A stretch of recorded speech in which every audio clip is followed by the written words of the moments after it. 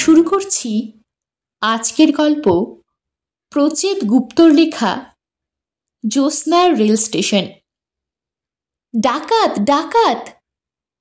বাজখাই গলার চিৎকারে ঘুমটা ভেঙে গেল। আমি চোখ খুললাম। ট্রেন কি চলছে নাকি থেমে আছে? ট্রেনের এই একটা মজা, অনেকক্ষণ চলার পর থেমে গেলেও বোঝা যায় না। বাইরের বদলে ট্রেন তখন চলতে থাকে শরীরের ভেতরে। ভেতরের সেই ট্রেনটা মাঝে মধ্যে হুইসেল দেয়, ঘটাং ঘটাং করে নদীর শাকও পেরোয়। উঠে বসলাম। না, ট্রেন থেমেই আছে। কামরা অন্ধকার, তবে একেবারে অন্ধকার নয়। কোথা থেকে যেন আবছা একটা আলো আসছে। এই তো ঘুমোনোর আগেই দেখেছি করিডোরে নীল রঙের ডুমো ডুমো আলো জ্বলছিল। সেগুলোর কি হলো? ট্রেন থামার সঙ্গে আলোও নিভে গেল। আবছা আলোটা কোথা থেকে আসছে? নিশ্চয়ই কোনো জানলা খোলা। আবার চিৎকার, সাবধান সকলে, খুব সাবধান! জানলা টানলা বন্ধ করে দিন, যে কোনো মুহূর্তে ডাকাত পড়তে পারে। ঝপঝপ শব্দ, আবছা আলোটাও চলে গেল। মনে হয় ভয় পেয়ে খোলা জানলাটা কেউ বন্ধ করে দিল। বাহ, এবার একেবারে পুরো অন্ধকার। সত্যি যদি ডাকাত পড়ে তাদের খুব সুবিধে হবে। কটা বাজে? কতই বা রাত। আমি আপার বার্থে আছি, আমার উল্টো দিকের বার্থে তমাল। ট্রেনে উঠেই গভীর মনোযোগ সহকারে ফু দিয়ে হাওয়া বালিশ ফুলিয়েছে, তারপর চাদর টেনে শুয়ে পড়েছে। শোয়ার আগে বলল, আমাকে বিরক্ত করবি না সাগর, মেজাজ ভালো নেই, ডাকাডাকি করবি না একদম। তুই কি চাদর মুড়ি দিয়ে শুবি? তমাল ভুরু কুচকে বলে, কেন, মুড়ি দিয়ে শুবো কেন? আমি সামলে নিয়ে বললাম, না তেমন কিছু নয়, তবে মুখ ঢেকে শুলে ভালো হয়। তোর ওই প্যাঁচার মতো মুখ যত কম দেখা যায়। বেড়াতে যাওয়ার সময় বেজার মুখ দেখতে নেই, অমঙ্গল হয়। চাপা গলায় দাঁত কিরমির করে তমাল বলল, তোর কি মনে হচ্ছে আমি বেড়াতে যাচ্ছি? তোর তাই মনে হচ্ছে? না, তমাল বেড়াতে যাচ্ছে না। ছন্দার সঙ্গে তুমুল ঝগড়ার কারণে সে গৃহত্যাগী হচ্ছে। গৃহত্যাগী না বলে কলকাতা ত্যাগী বলাই উচিত, তবে পাকাপাকি ভাবে নয়। আপাতত অফিস থেকে দিন 10 ছুটি নিয়েছে। তবে গৃহত্যাগের মুখে দাঁড়িয়ে সে একটা গুরুত্বপূর্ণ সিদ্ধান্ত নিয়েছে। সেই সিদ্ধান্তের সময় আমি ছিলাম তার সঙ্গে। সেদিন ওর পাশে বসে ওর পয়সাতেই চা খাচ্ছিলাম। নিয়ম হলো খিদের সময় চা খেলে খিদে মরে দরকচা মেরে যায়, তবে আমার ক্ষেত্রে দেখেছি বেশিরভাগ সময়ই নিয়ম ফেল মারে। সেদিনও চায়ের নিয়ম ফেল মারল। যত চা খেতে লাগলাম আমার খিদে তত বাড়তে লাগলো। বুঝতে পারলাম সলিড কিছু খেতে হবে। পকেটের যা অবস্থা তাতে সলিড কিছু হবে না। এই টানাটানির সময়গুলোতে তমালই আমার ভরসা হয়। চায়ের কাপ নামিয়ে রেখে উদাস মুখে তমাল বলল, ধুস, যদি 10 দিন পরেও মন মেজাজ ঠিক না হয় তাহলে ভাবছি আর ফিরবই না। এখানে থেকে কোনো লাভ নেই। কেউ দামই দিল না। আমি তলানির চাটুকুও চুমুক মারলাম। বললাম, খুবই ভালো সিদ্ধান্ত। তোর বাইরে কোথাও থেকে যাওয়াই উচিত। যেখানে কেউ দাম দেয় না সেখানে তুই থাকবি কেন? আমি একটা সামান্য বেকার ফালতু ধরনের ছেলে, তবু দাম না দিলে থাকি না।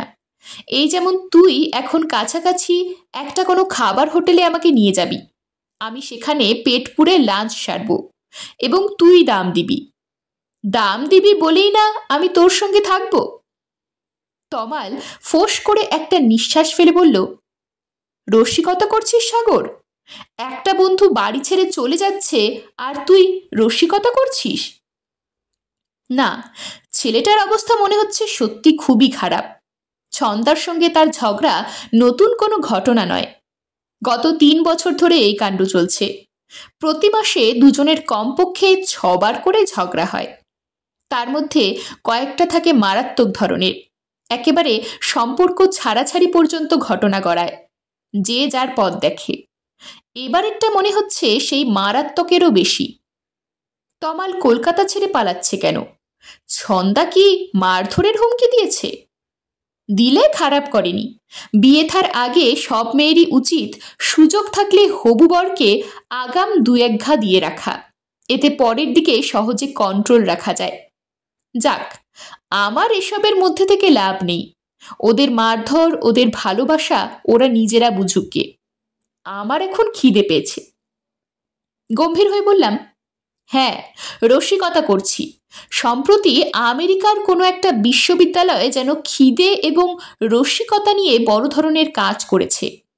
দীর্ঘ গবেষণার পর তারা জানতে পেরেছে খিদের সঙ্গে খাবার ছাড়া একমাত্র মোকাবিলা করতে পারে হাসি ঠাট্টা।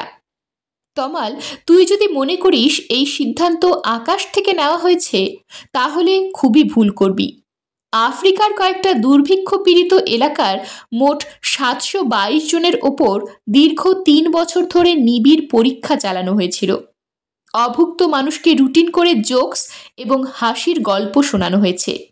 সকালে 1 ঘন্টা, বিকেলে 40 মিনিট। সেই পরীক্ষার ফলাফল শুনলে তুই হা হয়ে যাবি তমাল।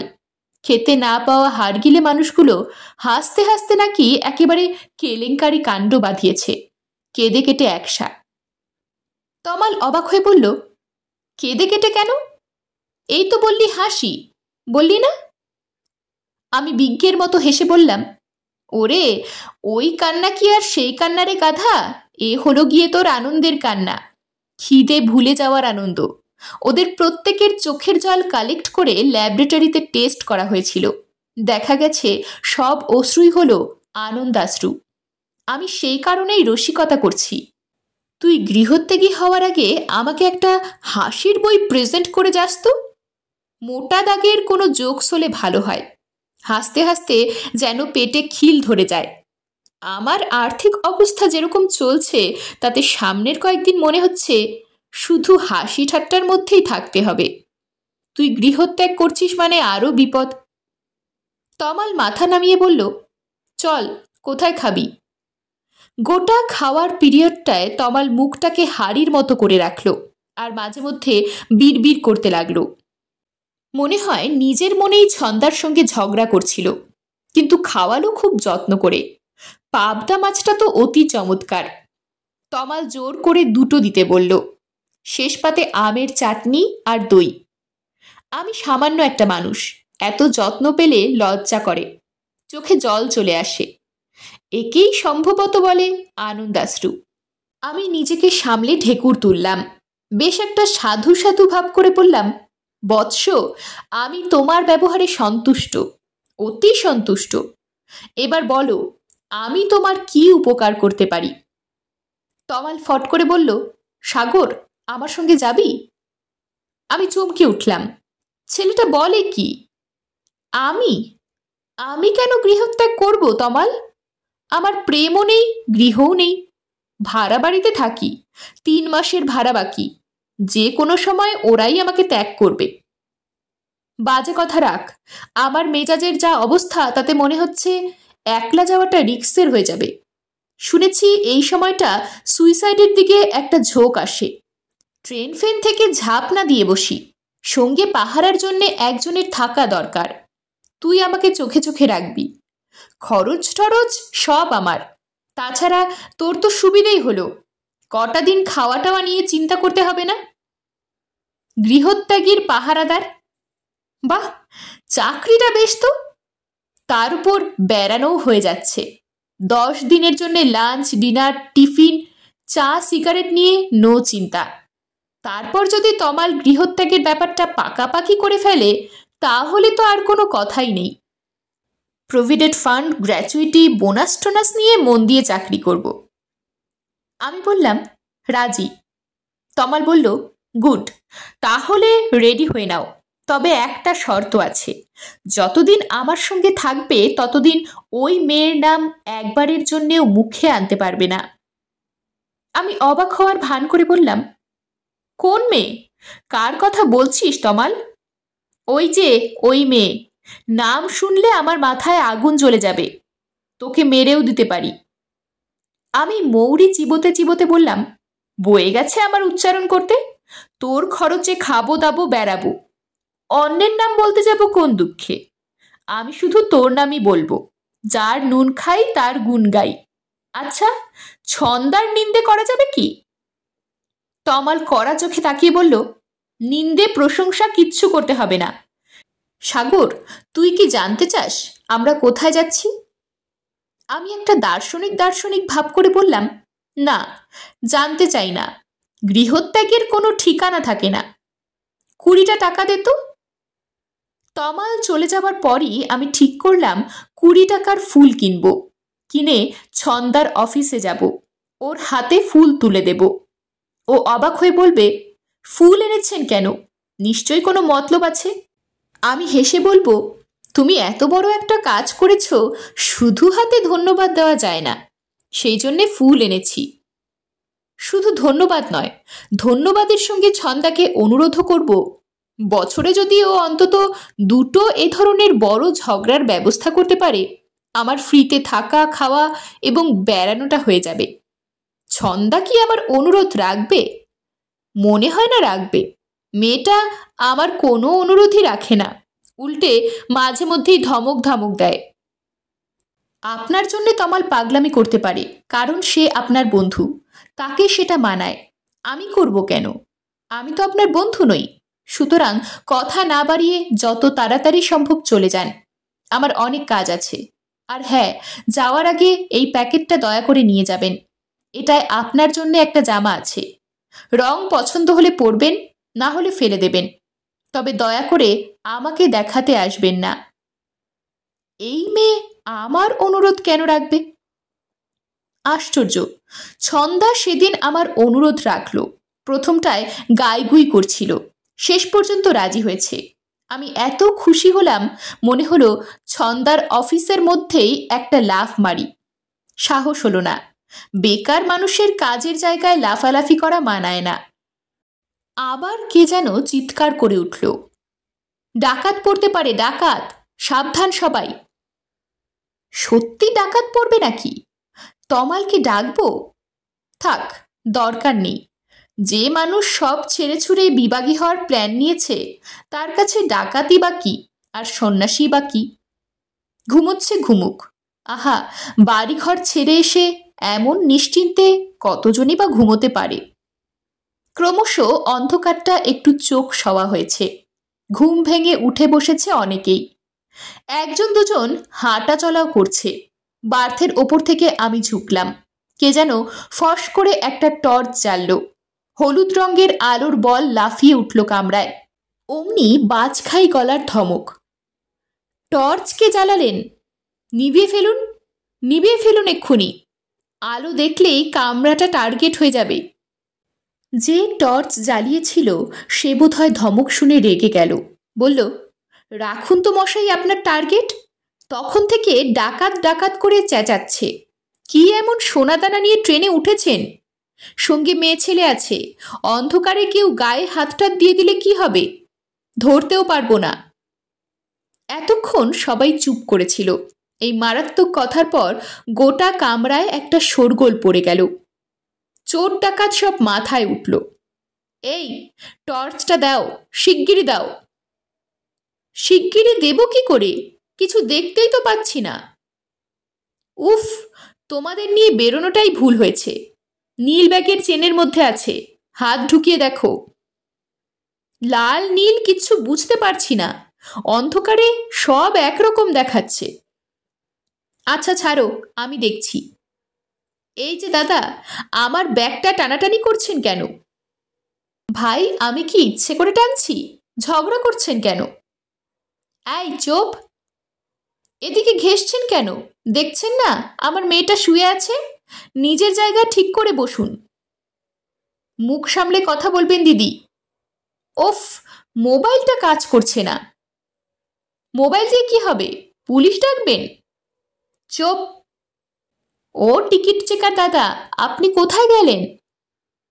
কোথায় আর যাবে, নেমে জঙ্গলের মধ্যে হাঁটা মেরেছে। বলতে বলতে ঝপাঝপ অনেকগুলো টর্চ জ্বলে উঠল। ওদিকে কে যেন একটা মোমবাতিও জ্বেলেছে। আমার নিজের কোনো আলো নেই, না টর্চ না মোমবাতি। তাতে এখন আর কোনো অসুবিধে নেই। অন্যের আলোতেই আমার কাজ চলবে। আমি নেমে এলাম, বাঙ্কের তলা হাতড়ে পায়ে চটি গলালাম। নিশ্চয়ই ভুল চটি পড়েছি। থাকুক, এরকম পরিবেশে ভুল চটি জমবে। তবে ট্রেন যদি আরও খানিকক্ষণ এই অন্ধকারে দাঁড়িয়ে থাকে, আমাকে একবার নামতে হবে, নামতেই হবে। সাগর কাকু, ট্রেন কোথায় দাঁড়িয়ে আছে? আমি মিডল বাঙ্কের দিকে ঝুঁকে গলা নামিয়ে বললাম, এই তুই কোনটা রে, বঙ্কা না ঝঙ্কা? বঙ্কা। বলো না, ট্রেন কোথায় দাঁড়িয়ে আছে? তার মানে এটা ঝঙ্কা। বছর 10 যমজ ছেলে দুটো কাল সন্ধে থেকে এই খেলা শুরু করেছে। নাম গুলিয়ে দিচ্ছে। ওরা ওদের বাবার সঙ্গে বেড়াতে যাচ্ছে। দুটোই ভয়ঙ্কর রকমের পাজি এবং বুদ্ধিমান। মুখগুলো সুন্দর আর দেখতে প্রায় একই রকম। ওদের বাবা ট্রেনে ওঠার পর থেকেই দুই ছেলেকে বকাঝকার উপরে রেখেছেন। বঙ্কা ঝঙ্কা, জানলা বন্ধ করে দাও। বঙ্কা ঝঙ্কা, বাঙ্ক থেকে নামবে না। বঙ্কা ঝঙ্কা, অতবার বাথরুমে কেন যাচ্ছ? বঙ্কা ঝঙ্কা, মারপিট করবে না। বঙ্কা ঝঙ্কা, লুডু খেলা বন্ধ করো, শুয়ে পড়ো। বঙ্কা ঝঙ্কা চর খাবে। আমার মনে হয় এত বকাঝকার কারণেই ওদের এরকম নাম, কিন্তু অনেক চেষ্টা করেও বুঝতে পারলাম না কোন নামটা কার। ওদের বাবা সবসময় দুজনকে একসঙ্গে ডাকছেন, যেন দুটো ছেলে মানে একজনই। এদের মা কোথায়? ভদ্রলোক বাথরুমে যেতে আমি জিজ্ঞেস করলাম, তোরা কে বঙ্কা আর কে ঝঙ্কারে? ওরা লুডো খেলছিল। একজন চাল দিতে দিতে গম্ভীর মুখে বলল, আমি বঙ্কা আর ও ঝঙ্কা। সঙ্গে সঙ্গে পাশের জন মিটিমিটি হেসে বলল, না কাকু, ঝঙ্কা মিথ্যে বলছে, আমি বঙ্কা। ও সবসময় এরকম করে, উল্টোটা বলে। অন্যজন হাত তুলে বলল, এই ঝঙ্কা, চর খাবি। বাহ, বেশ মজা তো। আমি ওদের সঙ্গে লুডো খেলতে বসে গেলাম। তমালকে বললাম, এই তমাল, লুডো খেলবি? আরে বাবা, ট্রেনে একটু লুডো খেলতে হয়, নইলে রেল কোম্পানি ফাইন নেবে। আয়, নেমে আয়। নেমে আসা তো দূরের কথা, তমাল আমার দিকে আগুন চোখে তাকিয়ে পাশ ফিরল। বঙ্কা ঝঙ্কা আমার কথায় খুব হাসতে লাগলো। তারপর দ্রুত ঝগড়া ভুলে দুই ভাই নিজেদের মধ্যে হাত মেলালো এবং নানা ধরনের গোলমাল পাকিয়ে আমাকে হারানোর চেষ্টায় মেতে উঠল। বাপরে, দুজনের এত ভাব! ওদের বাবা ফিরে এসে বললেন, এদের থেকে সাবধানে থাকবেন মশাই, দুটোই অতি বিপজ্জনক। আমি হেসে বললাম, কোথায় বিপজ্জনক? আমি তো দেখছি চমৎকার। চমৎকার শুধু এরা নয়, এদের বাবাটিও চমৎকার। পরে পরিচয় হতে জানতে পারলাম 3 বছর হলো ভদ্রলোকের স্ত্রী মারা গেছে। স্ত্রীর মৃত্যুর তারিখটিতে উনি কখনো বাড়িতে থাকেন না। প্রতি বছরই 2 ছেলেকে নিয়ে বাইরে কোথাও চলে যান। উনি চান না মা সম্পর্কে গভীর দুঃখের স্মৃতি এই ফুটফুটে 2 বালকের ওপর চাপ তৈরি করুক। তাদের মা হইচই ভালোবাসত, তার সন্তানেরাও হইচইয়ের মধ্যেই মাকে মনে রাখুক। বঙ্কা, হয়তো কোনো গভীর জঙ্গলের মধ্যে ট্রেন দাঁড়িয়ে আছে। ছেলেটা উঠে বসল, ফিসফিস করে বলল, দারুণ ব্যাপার সাগর কাকু, ডাকাত আসবে? আমি গম্ভীর হয়ে বললাম, পরিস্থিতি যা তাতে মনে তো হচ্ছে আসবে। উল্টো দিকের বার্থে ঝঙ্কাও উঠে বসল, বলল, ডাকাত কিসে চেপে আসবে কাকু? ঘোড়ায় চেপে? না রে, গাধায়। বঙ্কা হেসে উঠল। আমি বললাম, এই তোরা চুপ কর, বাবা উঠে পড়লে কিন্তু বকবে। এখন শুয়ে থাক, আমি বরং ডাকাতের ব্যাপারটা খোঁজ নিয়ে আসি, এসে তোদের জানাচ্ছি।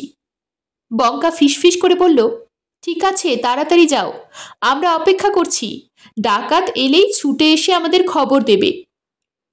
ঠক্কর খেতে খেতে গেটের কাছে এসে দেখলাম সেখানে জটলা। চিমসে ধরনের একটা লোক দরজা আটকে দাঁড়িয়ে, হাতে লম্বা টর্চ, সেটা নাড়াচ্ছে এবং ভাষণ দিচ্ছে। বাকিরা শুনছে। দেশটার এই জন্যে কিছু হলো না, এতগুলো লোককে এই যে রাত দুপুরে জঙ্গলের মধ্যে ফেলে রেখে দিয়েছে, এর সিকিউরিটিটা কি? No security.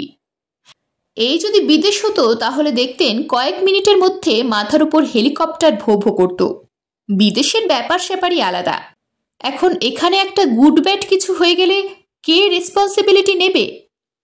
সামনের লোকটা কাঁদো কাঁদো গলায় বলল, গুড ব্যাডের কথা কি বলছেন ভাই? চিমসে ছেলেটা প্রশ্নকর্তার মুখের উপর দুবার টর্চ নেড়ে বলল, কি বলছি বুঝতে পারছেন না? ভালো মন্দ কিছু হলে বুঝতে পারবেন। তারপর গলা নামিয়ে বলল, এই যে গাড়িটাকে রাত দুপুরে জঙ্গলের মাঝখানে দাঁড় করিয়ে দিল, তা কি এমনি এমনি? সামনের লোকটা যেন আর্তনাদ করে উঠল, তাহলে? সব ষাট আছে মশাই, আগে থেকে বলা আছে। বলা আছে? কাকে বলা আছে? চিমসে মুচকি হাসল, বলল, সে দেখতেই পাবেন কাকে বলা আছে। প্রবলেম তো আর ডাকাতি নয়, আজকাল আবার নতুন কায়দা হয়েছে, ডাকাতরা লেডিস নামিয়ে নেয়। তারপর লোকটা আবার হাসল, যেন ডাকাতদের লেডিস নামিয়ে নেওয়া বিরাট মজার কোনো ঘটনা। কিছু লোক আছে যারা ট্রেনে উঠেই একটা বাড়িতে আছি ধরনের ভান করে আনন্দ পায়। এরা ফটাফট শার্ট প্যান্ট বদলে পাজামা আর স্যান্ডো গেঞ্জি পরে ফেলে, খবরের কাগজের মোড়ক খুলে হাওয়াই চটি বের করে, তারপর কাঁধে একটা তোয়ালে ফেলে ব্যস্ত হয়ে কামরার মধ্যে ঘোরাঘুরি করতে থাকে। আমার পাশে যে মোটাসোটা লোকটা এসে দাঁড়ালো, সে শুধু কাঁধে তোয়ালে ফেলেনি, হাতে একটা টুথব্রাশ পর্যন্ত নিয়েছে। মাঝরাতে টুথব্রাশ! লোকটা আমার কানের কাছে এসে ফিসফিস করে বলল, এই লোকটাকেই আমার টিকিট চেকার বলে মনে হচ্ছে। বিপদ বুঝে এখন ড্রেস বদলে পাবলিক সেজেছে, দেখছেন না বেশি লেকচার মারছে। উল্টো দিকের দরজার কোনায় একজোড়া অল্প বয়সী ছেলে মেয়ে ঘেঁষাঘেঁষি করে দাঁড়িয়ে, মনে হয় সদ্য বিয়ে করে হানিমুনে বেরিয়েছে।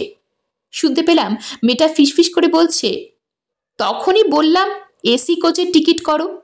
তোমার সবটাতে কিপটেমি, এসি কোচে সিকিউরিটি অনেক বেশি। ছেলেটা তোতলাতে তোতলাতে বলল, শিখা, আমি। মেয়েটার নাম তাহলে শিখা। শিখা চাপা গলায় বলল, এখন হাদার মতো আমি আমি করতে হবে না। এরপর যখন ডাকাতরা এসে আমাকে নামিয়ে নিয়ে যাবে, আমি কিন্তু হাসতে হাসতে চলে যাব, বুঝবে ঠেলা। আর চোখে দেখলাম ছেলেটা মেয়েটার দিকে আরও সরে এসেছে। অন্ধকারে দেখা যাচ্ছে না, তবে আমি নিশ্চিত সে এবার স্ত্রীর একটা হাতও ধরে ফেলেছে। আমি এগিয়ে গেলাম, আমাকে নামতে হবে। জঙ্গল পাহাড় যাই হোক, আমাকে এবার নামতে হবে। এসি কোচে সিকিউরিটি বেশি শুনে বসে থাকলে চলবে না, নিজের চোখে দেখে আসা দরকার। চিমসে লোকটাকে বললাম, ভাই একটু সরুন তো। আমার মুখে একবার টর্চ ফেলে কঠিন গলায় লোকটা বলল, কেন সরবো কেন? এমনি ভাই, নামবো। নামবেন? জঙ্গলের মধ্যে নামবেন কেন? লোকটা জেরা করছে। আমি মাথা ঠান্ডা রেখে বললাম, কোনো কারণ নেই, নেমে একটু ঘুরে দেখব। ঘুরে দেখবেন? এটা কি দার্জিলিংয়ের ম্যাল না পুরীর সি বিচ যে ঘুরে দেখবেন? শান্ত গলায় বললাম, তার থেকেও তো ভালো কিছু হতে পারে। নিন সরুন, এবার দরজা খুলব। লোকটা এবার পা নাচিয়ে চোখ নাচিয়ে বলল, দুঃখিত, দরজাটা তো খোলা যাবে না। ট্রেন না ছাড়া পর্যন্ত দরজা জানলা কিছুই খোলা যাবে না। তারপর অন্যদের দিকে তাকিয়ে বলল, বুঝলেন দাদা, ভেতরে ওদের লোক থাকে, দরজা খুলে দেয়। আমার রাগ বাড়াচ্ছে, একে এখনই একটা শাস্তি দেওয়া দরকার। চিমসেটা এবার সোজা হয়ে বলল, এই যে ভাই, আপনি কোথায় যাচ্ছেন? কত পর্যন্ত টিকিট কাটা? নির্লিপ্ত ভঙ্গিতে বললাম, জানি না। জানি না মানে? লোকটা মুখ ঘুরিয়ে বাকিদের দিকে তাকালো। আমি অল্প হেসে বললাম, জানি না মানে জানি না, তবে এটা জানি আপনি টর্চটা নিয়ে অসভ্যতা করছেন। অনেকক্ষণ ধরে ব্যাপারটা লক্ষ্য করছি। অসভ্যতা? অসভ্যতা করছি? লোকটা প্রায় তেড়ে এলো। আমি একই রকম শান্ত গলায় বললাম, আপনি ইচ্ছে করে বারবার ওই মেয়েটির গায়ে আলো ফেলছেন। মেয়েদের গায়ে ইচ্ছে করে আলো ফেলা একটা বিরাট অসভ্যতা। ভাই, এটা আর করবেন না। ওই মেয়েটার নাম কি আপনি জানেন? ওর নাম শিখা।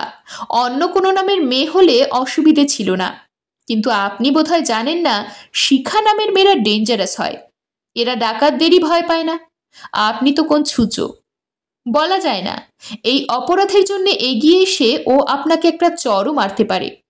সাবধান ভাই। ছেলেটা কেমন থতমত খেয়ে গেছে, বাকিরাও চুপ। এমন সময় আরও একটা অদ্ভুত কাণ্ড ঘটল। উল্টো দিক থেকে শিখা নামের মেয়েটি সত্যি সত্যি এগিয়ে এলো। এগিয়ে এসে বলল, এই যে ছোকরা, শোনো, আমিও তখন থেকে দেখছি। আমি হাতল ঘুরিয়ে দরজা খুললাম এবং ট্রেন থেকে নেমে পড়লাম। নামতে গিয়ে বুঝতে পারলাম মাটিটা অনেক নিচে। ছোট একটা লাফ দিতে হলো। আরে, কোথায় জঙ্গল? ডাকাতি বা কোথায়? এ তো একটা স্টেশন, ছোট্ট একটা স্টেশন। আলগোছে পড়ে আছে, ফটফটে জ্যোৎস্নায় যেন নিকোনো। অল্প অল্প হাওয়ায় গা এলিয়ে স্টেশন ঘুমিয়ে রয়েছে। ইট বাঁধানো একফালি প্ল্যাটফর্ম। সেই প্ল্যাটফর্মের উপরেই ঝাপসা ঝাপসা গাছ, গাছের তলায় বাঁধানো বেঞ্চ। ঝকঝকে চাঁদের আলো আর অন্ধকারে মাখামাখি হয়ে তারা দাঁড়িয়ে আছে। হঠাৎ দেখে মনে হচ্ছে সেজেগুজে অপেক্ষা করছে, যদি কেউ আসে। আশেপাশে কেউ কোথাও নেই। সাহস করে ট্রেন থেকে একজনও নামেনি। ভালোই হয়েছে, এখানে মানুষ মানায় না। কতগুলো রেল স্টেশন রয়েছে যেখানে ভুল না করলে ট্রেন কখনো দাঁড়ায় না। চলন্ত ট্রেনের জানলা থেকে এদের সঙ্গে দেখা হয়। খুব অল্পক্ষণের দেখা, হাত নাড়ার আগেই ফুরিয়ে যায়। মনে হয়, আহা, এখানে একটু থামতে পারলে বেশ হতো। কখনোই সে সুযোগ হয় না। আজ আমার হয়েছে। এটা সেরকমই একটা ট্রেন না দাঁড়ানোর স্টেশন। ইস, এতক্ষণ ট্রেনটা দাঁড়িয়ে রইল। আরও আগে যদি নেমে আসতাম, ওই গাছের তলায় বেঞ্চে বসে থাকতাম। এখনই যদি ট্রেন ছেড়ে দেয়, বড় আফসোসের হবে। আমাকে এখানে কিছুক্ষণ বসতে হবে, বসতেই হবে। ছোট্ট একটা স্টেশনে এত বড় ট্রেনটাকে একেবারেই মানাচ্ছে না। ট্রেনটা নিজেও যেন সে কথা বুঝতে পারছে। লজ্জা পেয়ে জড়সড় হয়ে চুপ করে দাঁড়িয়ে আছে। আমি হাঁটতে শুরু করলাম। প্ল্যাটফর্ম জুড়ে আমার বড় বড় ছায়া পড়তে লাগলো, জ্যোৎস্নার ছায়া। এসি কোচগুলো যেন কোন দিকে। তমাল বড় হাই তুলে বলল, আর কতক্ষণ বসে থাকতে হবে? আমি হাত বাড়িয়ে বললাম, একটা সিগারেট দে। তমাল পকেট হাতড়ে বলল, প্যাকেটটা মনে হচ্ছে ট্রেনে ফেলে এসেছি। বললি না তো আর কতক্ষণ বসে থাকতে হবে? আমি কি করে বলবো? আমি কি ট্রেনের ড্রাইভার? তাছাড়া তোর কিসের তাড়া? কথায় বলে ট্রেন ধরার তাড়া, সেই প্রবাদ এখানে খাটবে না। ট্রেন কয়েক হাত দূরেই দাঁড়িয়ে আছে, বলতে পারিস ধরেই আছি। তমাল বিরক্ত হয়ে বলল, বাজে কথা বলিস না সাগর। এই রাত দুপুরে তোর নিচু স্তরের ঠাট্টা মোটেই ভালো লাগছে না। ইস, কতটা লেট হয়ে গেল। ভেবেছিলাম পৌঁছে ব্রেকফাস্ট করব, এখন তো দেখছি দুপুরের খাবার জুটলে হয়। আমি হাসলাম, বললাম, গৃহত্যাগীর আবার ব্রেকফাস্ট লাঞ্চ কিসের? আচ্ছা তমাল, এখানে থেকে গেলে কেমন হয়? এখানে, এই স্টেশনে? তোর মাথা খারাপ হয়ে গেছে সাগর? আমি আবার হাসলাম, বললাম, ঠিকই বলেছিস। এরকম আকাশ ভরা চাঁদের আলোয় অচেনা একটা রেল স্টেশন আবিষ্কার করে আমার মাথা খারাপ হয়ে গেছে। আমার মনে হচ্ছে খুব শিগগিরই একটা পাগলামি করে বসবো। তমাল আমার দিকে তাকালো। ওর মুখ খুব স্পষ্ট দেখা যাচ্ছে না, তবে নির্ঘাত ও ঘাবড়ে গেছে। একটা দুটো করে লোক ট্রেন থেকে নেমে আসছে, জানলাগুলোও খুলছে।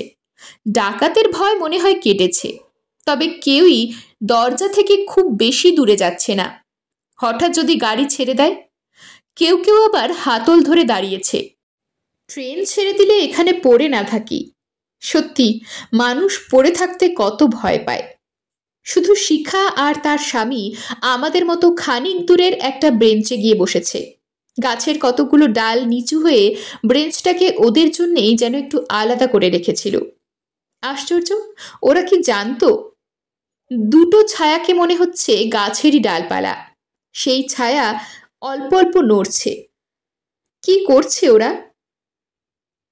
একটু আগে আমি বঙ্কা ঝঙ্কাকে ডাকতে গিয়েছিলাম। মাঝরাতে এমন একটা চমৎকার রেল স্টেশন দেখতে পেলে ওরা নিশ্চয়ই খুব খুশি হতো। কিন্তু কামরায় উঠে দেখলাম দুজনেই ঘুমিয়ে কাদা। ধূর্যটিবাবু জেগে আছেন, বসে রয়েছেন চুপ করে অন্ধকারে জানলার পাশে। ডাকতে গিয়েও আমি থমকে গেলাম। আজ ওর স্ত্রীর মৃত্যুদিন নয় তো? হতেও পারে। মনটা খারাপ হয়ে গেল। আমি নিঃশব্দে নেমে এলাম।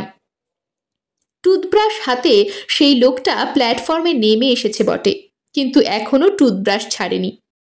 মাঝে মধ্যেই সে ট্রেনের এ মুড়ো থেকে ও মুড়ো পর্যন্ত ব্যস্ত হয়ে ছোটাছুটি করছে। প্রথমটায় অবাকই হয়েছিলাম, একটু পরে বুঝতে পারলাম লোকটা আসলে ট্রেন সংক্রান্ত খবরাখবর সংগ্রহ করছে। তারপর সেই খবর চিৎকার করে ঘোষণা করছে। একবার এক এক রকম খবর। একবার ঘোষণা করলো ইঞ্জিন খারাপ, একবার জানালো না ইঞ্জিন খারাপ নয়, সিগন্যাল খারাপ। পরের বার হাঁপাতে হাঁপাতে এসে বলল ইঞ্জিন সিগন্যাল সবই ঠিক আছে, লাইনম্যানকে পাওয়া যাচ্ছে না। শেষবারের খবর তো মারাত্মক। 1 কিলোমিটার দূরে জঙ্গিরা 27খানা ফিশ প্লেট খুলে ফেলেছে। কাল বিকেলের আগে ট্রেন ছাড়বার কোনো সম্ভাবনা নেই। ঘটনা শুনে কে একজন ট্রেনের ভেতর থেকে চেঁচিয়ে উঠল, কেউ একটা লোকটাকে ধরে ট্রেন লাইনে ফেলে দিয়ে আয় তো, ফেলার আগে টুথব্রাশটাও কেড়ে নিবি। তমাল ব্রেঞ্চ থেকে উঠে অস্থিরভাবে পায়চারি করতে করতে বলল, খুবই বিপজ্জনক পরিস্থিতি। আমি পা দুটো সামনে ছড়িয়ে দিয়ে বললাম, বিপজ্জনক? বিপজ্জনক কোথায়? আমার তো দারুণ মজা লাগছে। মজা? রাত দুপুরে একটা অজানা স্টেশনে ট্রেন দাঁড়িয়ে আছে, এর মধ্যে তুই মজা কোথা থেকে পেলি সাগর? বাহ, রাত না হলে এমন চমৎকার চাঁদের আলো পেতিস? রেল স্টেশনের চাঁদের আলো দেখা একটা বিরল অভিজ্ঞতা। রাখ তো চাঁদের আলো, আরও কিছুক্ষণ আটকে থাকলে ওসব আলো টালোর মজা বেরিয়ে যাবে।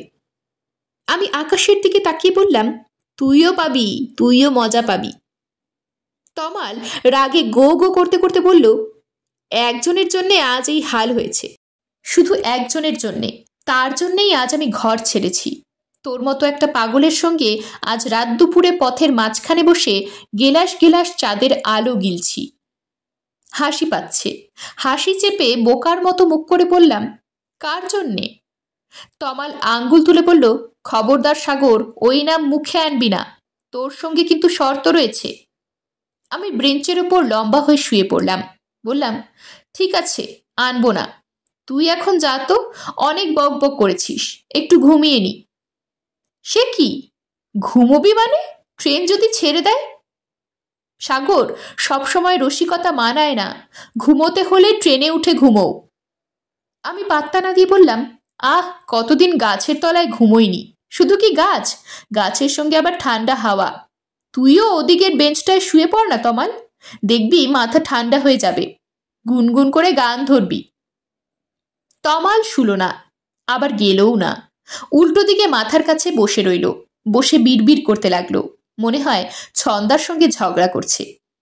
3 দিন ধরে দেখছি ও এই কাণ্ড করছে, সুযোগ পেলেই মনে মনে ছন্দার সঙ্গে ঝগড়া করছে। করুক, যত খুশি করুক। রাত দুপুরে চাঁদের আলো মাখা গাছের তলায় বসে প্রেমিকের সঙ্গে ঝগড়া করলেও মন ভালো হয়ে যায়। তমালেরও হবে, বাকিটুকু আমি করে দেব। সেদিন খিদের সময় তমাল আমাকে খাইয়েছে। খাইয়েছে বড় কথা নয়, অনেকেই খাওয়ায়, কিন্তু অমন যত্ন করে, বুকের ভেতরে খিদের থেকেও তীব্র ভালোবাসা না থাকলে অমন যত্ন করে খাওয়ানো যায় না। তখনই আমি সিদ্ধান্ত নিয়েছিলাম ওর জন্যে একটা কিছু করব। আমার মতো একটা বেকার ফালতু ধরনের ছেলে কি বা করতে পারে মন ভালো করে দেওয়া ছাড়া? আমি গৃহত্যাগী তমালের মন ভালো করে দেব। খানিক আগেই সব ব্যবস্থা করে এসেছি। আমাদের সাধারণ কামরার মতো এসি কোচের টিকিট চেকার অন্ধকারে পালিয়ে যায়নি। তাছাড়া সেখানে আলো টালো সবই আছে। চেকার মানুষটা খারাপ নয়, রসবোধ আছে। আমি বললাম, আপনাকে বলতাম না দাদা, প্ল্যান অন্যরকম ছিল, যা ঘটবার কাল সকালেই ঘটত, কিন্তু এই স্টেশনটা দেখে মাথা খারাপ হয়ে গেছে। বিশ্বাস না হলে আপনি একটিবারের জন্য নেমে দেখুন। আচ্ছা, নামতে হবে না, কান পাতলেই একটা শো শো আওয়াজ শুনতে পাবেন, বাঁধ ভাঙার আওয়াজ। বাইরে আজ চাঁদের হাসির বাঁধ ভেঙেছে। কপালের ওপর চশমা তুলে মানুষটা বলল, ভাইয়ের মনে হচ্ছে কবিতার অসুখ আছে। কাজটা বেআইনি হচ্ছে, তবে কবিতার আর আইনি বেআইনি কি? কলেজ জীবনে আমিও টুকটাক লিখতাম কি না। ঠিক আছে, একটা ফাঁকা বার্থ ম্যানেজ করে দিচ্ছি। এই ভদ্রলোক আমাকে ট্রেনের খবরও দিয়েছে। চিন্তার কিছু নেই, 2 স্টেশন আগে একটা মালগাড়ির ইঞ্জিন গড়বড় করেছে। ওয়াকি টকিতে খবর এসেছে, সারানোর কাজ প্রায় শেষ, ঘণ্টাখানেকের মধ্যেই ট্রেন ছাড়বে। আমি সেই সময়টার জন্যই অপেক্ষা করছি। বেশি দেরি নেই, সময় প্রায় হয়ে এসেছে। আমি কান খাড়া করে আছি। তমালকে আগে থেকে কিছু বুঝতে দেওয়া যাবে না, কোনো রকম আপত্তির সুযোগ পাবে না সে। ট্রেন হুইসেল দিলেই ওর একটা হাত শক্ত করে ধরে ছুট লাগাবো, তারপর ঠেলে এসি কোচে তুলে দিয়ে আসব। ট্রেন ঘন ঘন হুইসেল দিচ্ছে, এর মানে এখনো যদি কেউ বাকি থাকো উঠে এসো, উঠে এসো শিগগিরই। আমি বসে আছি একা। তমালকে নিয়ে আমাকে এসি কোচ পর্যন্ত যেতে হয়নি। তার আগেই ছন্দা নিজেই ওই কামরা থেকে নেমে আসে। চাঁদের আলোয় সে আমাদের সহজেই খুঁজে বের করে। তমাল ভূত দেখার মতো চমকে উঠল, এত ঘাবড়ে যায় যে প্রথমটায় সে ছন্দাকে আপনি আপনি করে কথা বলতে শুরু করে। আপনি আপনি এখানে? আমি তো। ছন্দা চাপা গলায় ধমক দিয়ে বলে ওঠে, অনেক হয়েছে, নাটক আর ভালো লাগছে না। সারা রাত কি তোমার জন্য জেগে বসে থাকবো? চলো শিগগিরই। ইস, তোমার এই অপদার্থ বন্ধুটার জন্যে 1 গাদা টাকা খরচ হয়ে গেল। নাও চলো চলো। তমাল আরো ঘাবড়ে গিয়ে বলল, যাব? কোথায় যাব? ছন্দা এবার এগিয়ে এসে তমালের হাত ধরল, গলা নামিয়ে বলল, রাত দুপুরে আর পাগলামি করতে হবে না, চলো। তারপর আমার দিকে ফিরে কঠিন গলায় বলল, এই যে মশাই, অনেক ঝামেলায় ফেলেছেন, বাকি পথটুকু বন্ধুর লাগেজটা দয়া করে একটু সামলে রাখবেন, কাল সকালে দেখা হবে। তমাল আমার দিকে তাকালোই না, সেটাই স্বাভাবিক। বিশ্বাসঘাতকের দিকে কে তাকায়? তবে আমি ওদের দিকে তাকিয়ে রইলাম।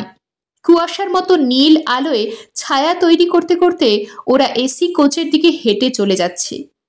ইস, একটা ভালো চাকরি হাতছাড়া হয়ে গেল। তা যাক, ওরা হাঁটছে হাত ধরাধরি করে। খুব ভাগ্য না করলে এমন দৃশ্য দেখতে পাওয়া যায় না। আর কেউ বাকি নেই, সবাই উঠে পড়েছে। জনমানবশূন্য রেল স্টেশন ফের ভেসে যাচ্ছে রহস্যময় চাঁদের আলোয়। ট্রেন হুইসেল দিচ্ছে, শেষ হুইসেল। একটু যেন নড়েও উঠল। আমি কি করব?